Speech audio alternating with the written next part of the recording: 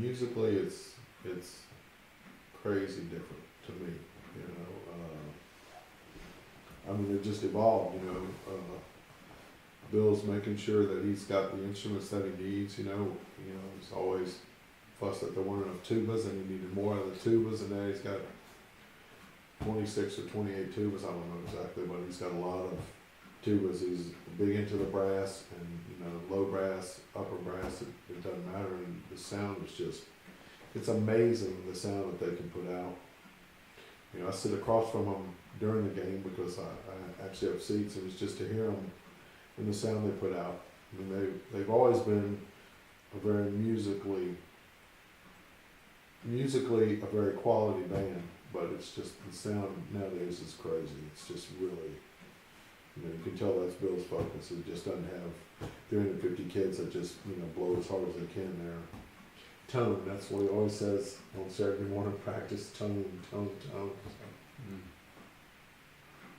Yeah, the quality is much better now. The quality of each particular section is so much better.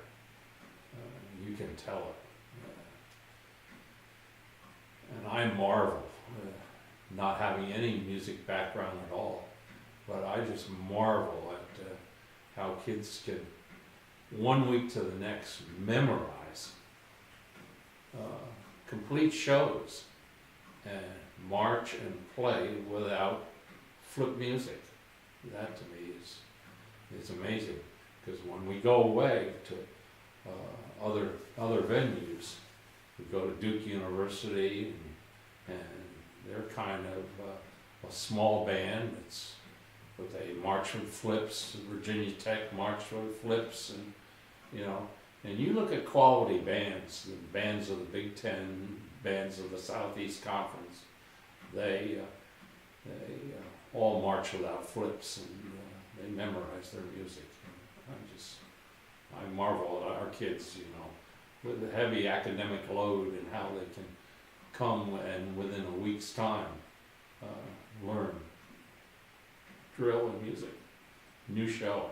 The band has changed an awful lot from the standpoint of the students now have a more active role than they did before. But of course now we are running 340 students, where originally when I started in 2003, I think there was maybe 140 musicians and maybe 17 or 18 color guard. But it was just a little bit more intimate. And of course we didn't have the equipment we have now.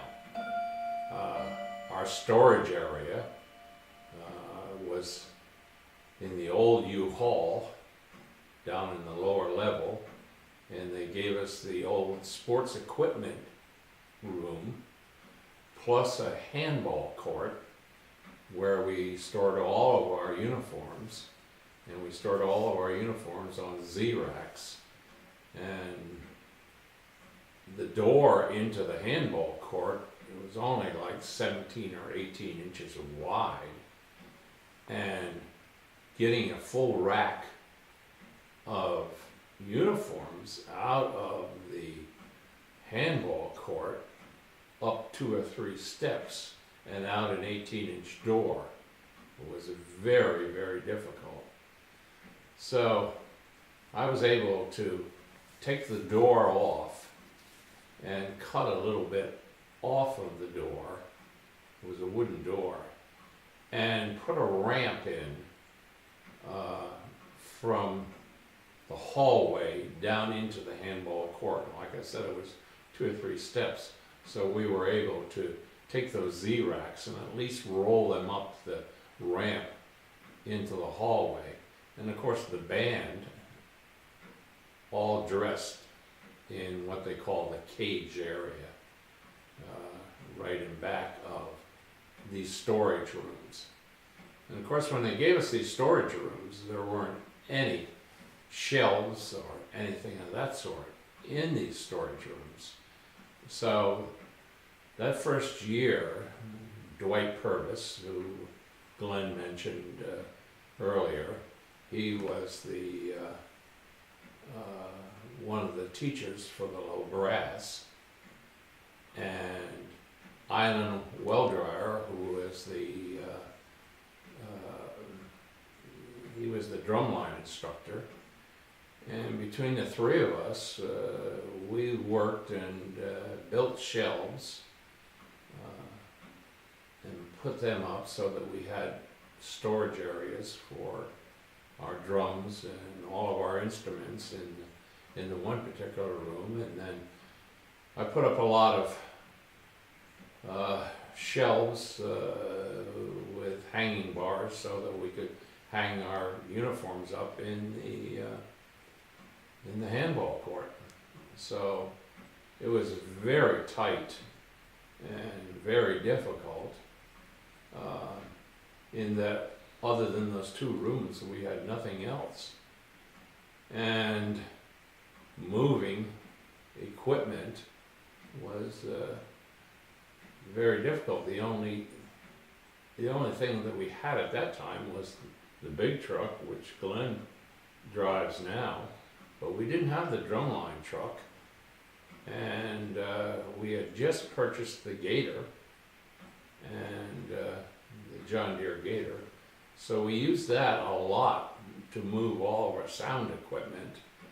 And the sound equipment, of course, was kept in with all of the rest of the instruments, and so it was just very, very difficult to set up every single day. Our practice area is now the field hockey field, and we of course would practice there, and then game day we ate in the cage. And that in itself was an experience because the band had to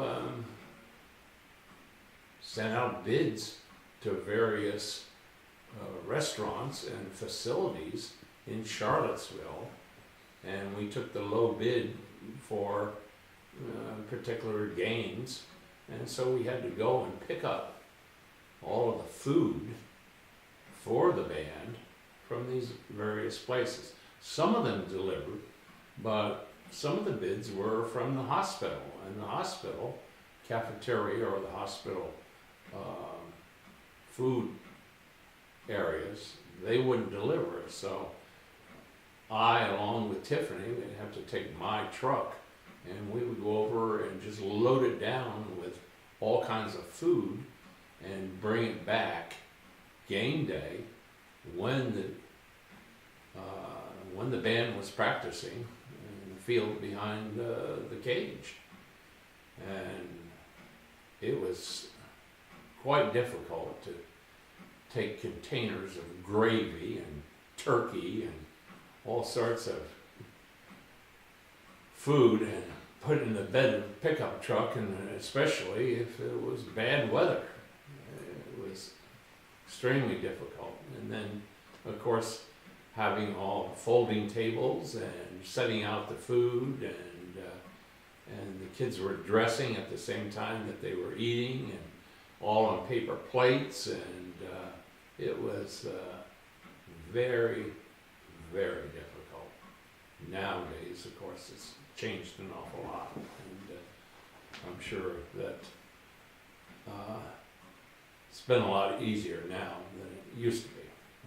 Yeah, the big thing I've noticed now is that we have so many, there's a lot of alumni now, you know, they started the Alumni Association or the Alumni Band Association or whatever they call it, and so it's, you know, you see at games now, you know, they're helping put up the podiums and move the speakers around. It's a lot, and they do quite a bit of things around the practice field on Saturday mornings that either we didn't have to do back then, you know, that as the band's grown, there was a lot more to do, but it's nice that they're around to help out a little bit. So.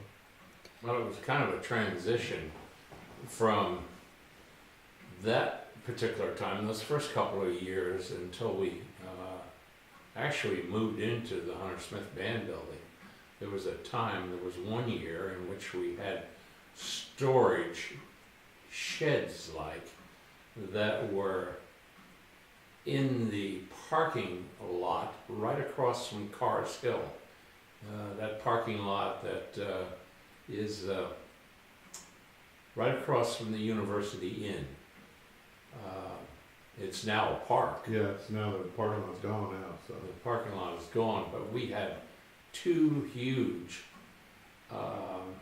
almost looked like railroad cars, storage rooms that opened on both ends.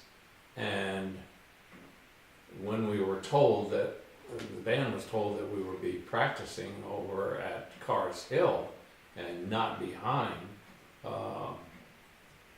the cage area, we stored all of our drums and all of our instruments in these two huge, almost like railroad car storage areas. So Yeah, that they were was, like tractor trailer containers, you know, like the big containers that go on ships and stuff, that just, yeah, that's where everything went. yeah, and that was before the storage room at Cars Hill was built. And then a year after, or 2 years after, the storage room at Cars Hill was built, then of course they started building the Hunter Smith Band building. So, in addition to that, we had a pod that was in the parking lot of right alongside of the cage, in which we stored the gator, and we also stored some other things. It was pretty cramped, but in addition to the two storage rooms around by the cage, we had that pod, and then, like I said, we transitioned from there over to Cars Hill with the two huge tractor trailer type storage units. Yeah, I think when we were at Oak Hill, they took the uniforms the night before. After the Friday night practice, the uniform crew, whoever would take all the uniforms over there. Then after practice, we'd have to put everything away that was on the field, and we'd load the truck. I don't know if we had a drumline truck. I guess we did have a drumline truck with them. We'd take the drumline truck to the stadium with a lot of drum equipment and some tubas, and then we would take I guess most of the tubas were on the big truck. The big truck went to O Hill, which is an area with a dining facility and all, and the kids would get dressed there, and then the tubas would go up to the truck and get their tubas out, cases off, and then put their cases back on the truck, and then we do a march down to the stadium, which is pretty nice, but then after the game, the students would back to O Hill. I guess we did come back to O Hill and change, and we'd have to move the truck to a location and load the truck.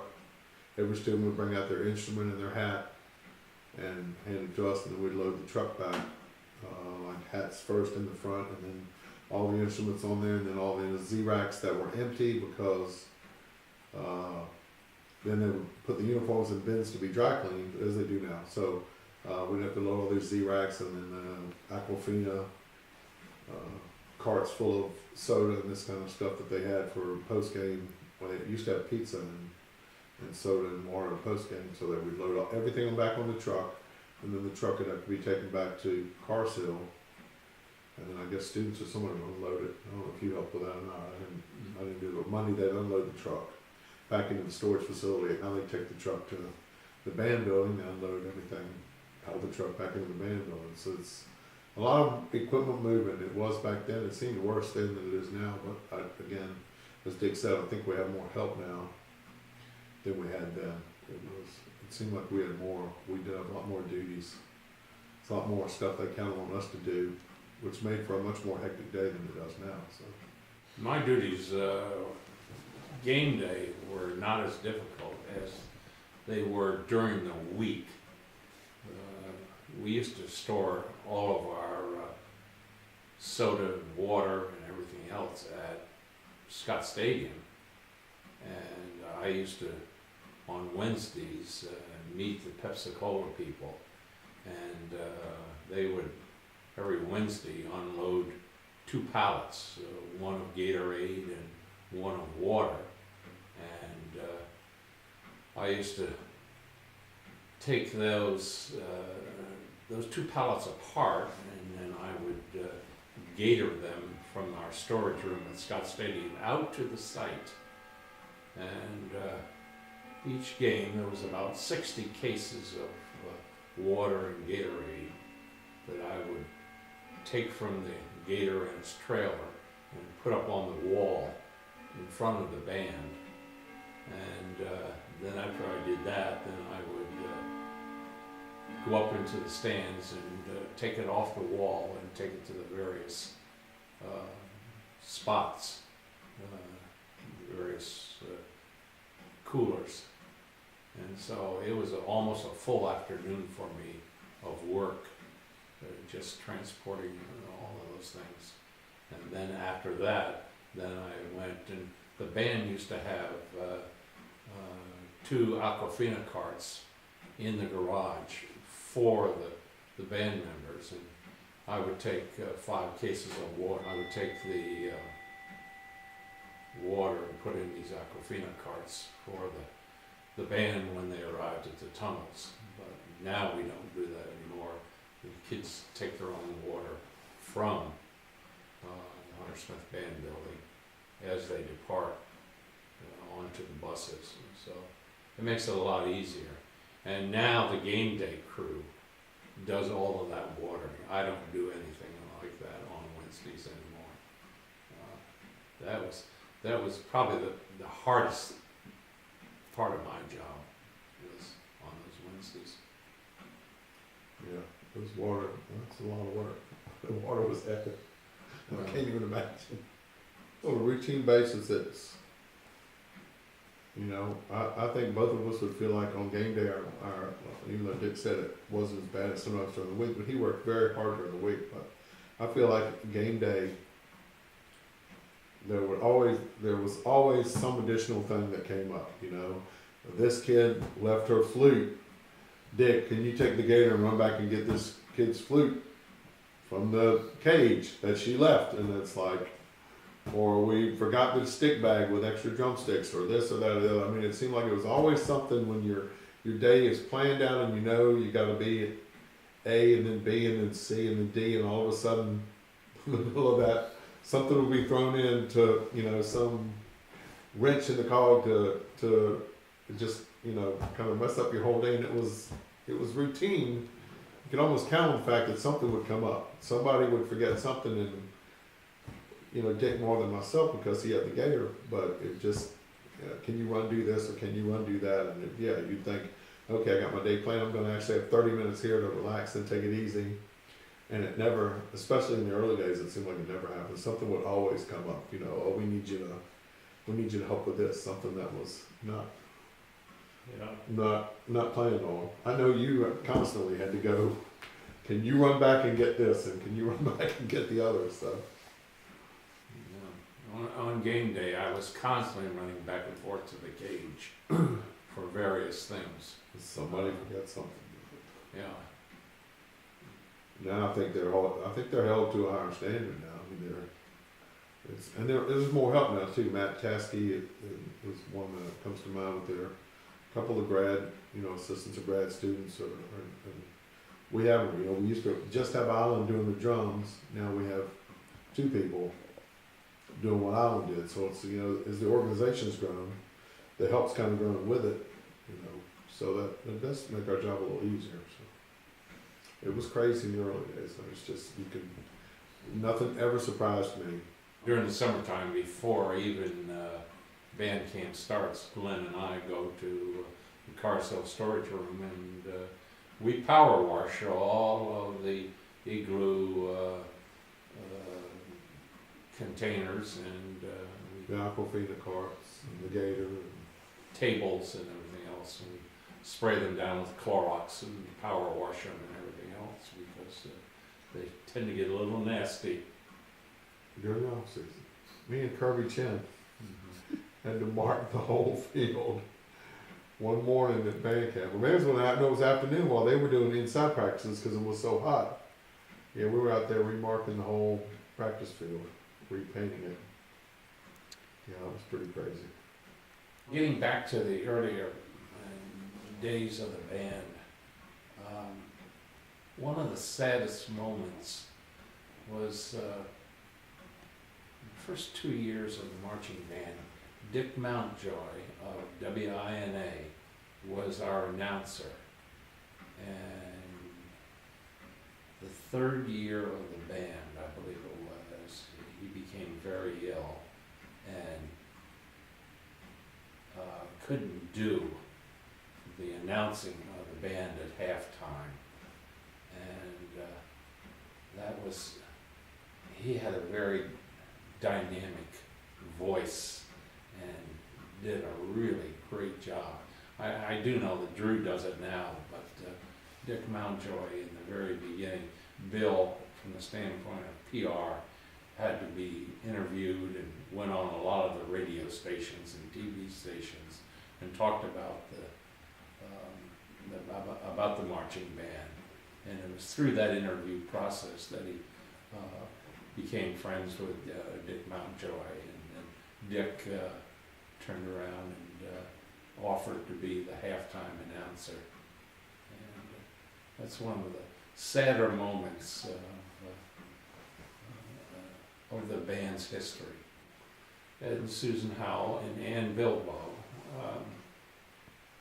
they put on a golf tournament out at Old Trails and tried to raise money, get people to donate money and whatever in the early days. And of course, Island did all the logo work for the band. Island, who was, of course, the drumline instructor, just an outstanding artist, and did our original logos. And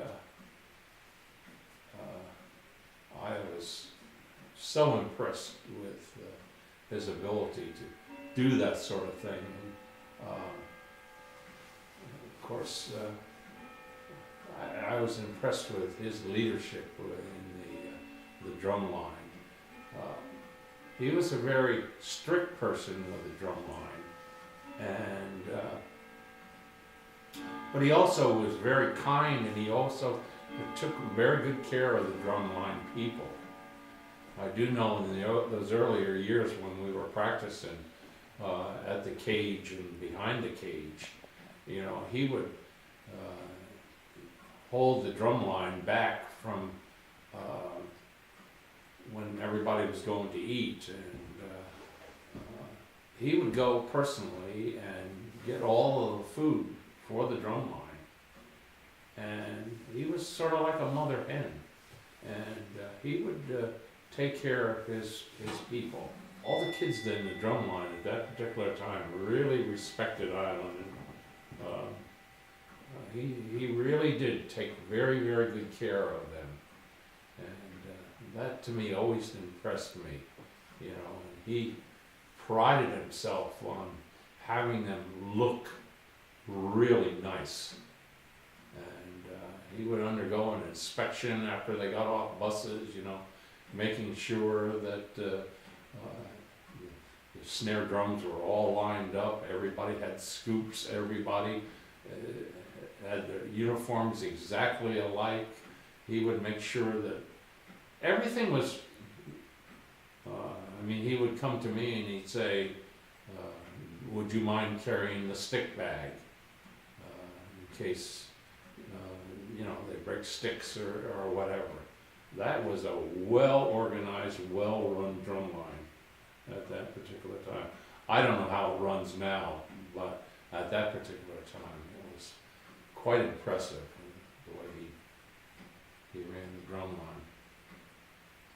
And of course, getting back to the volunteers in the very beginning with Susan Howell and Ann Bilbo, Ann cooked a lot of lovely meals and whatever, and she would have all of the volunteers and the band directors over to her house, and she would have meals and things of that sort for the band.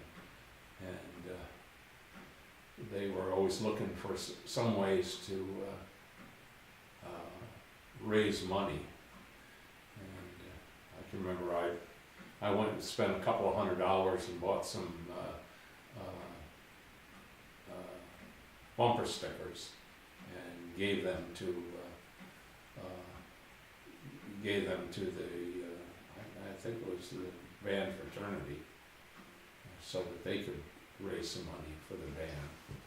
So they sold the band's bumper stickers, said Cavalier Marching Band on.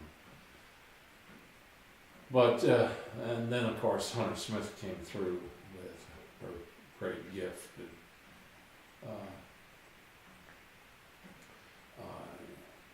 You know, it was just amazing. Her influence with the development of the band. When I first arrived in town, Bill Peace took me out to Mr. and Mrs. Smith's house to introduce me to Carl and Hunter Smith. And I can remember when we left the house, Hunter Smith saying to Mr. Peace, now William, if you need anything, you let me know, and I will call Leonard. And I didn't know who Leonard was at that time, but it was Leonard Sandwich. She said, I will call Leonard and I will make it happen.